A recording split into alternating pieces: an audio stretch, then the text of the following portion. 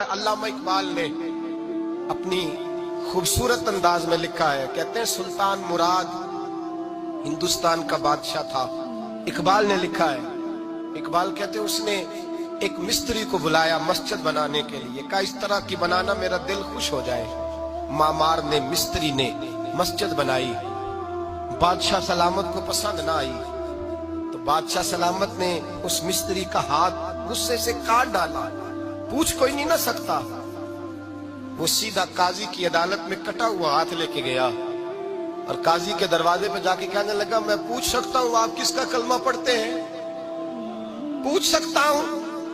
تو قاضی کہتے میری کرسی بھی کانپنے لگی اور جس کمرے میں بیٹھا تھا وہ کمرہ بھی کانپنے لگا۔ میں نے کہا سوالی تو بات کا کہانی پہلے بتاؤ کلمہ کس کا پڑھتے ہو؟ تو قاضی کہتا ہے میری آنکھیں برس پڑی۔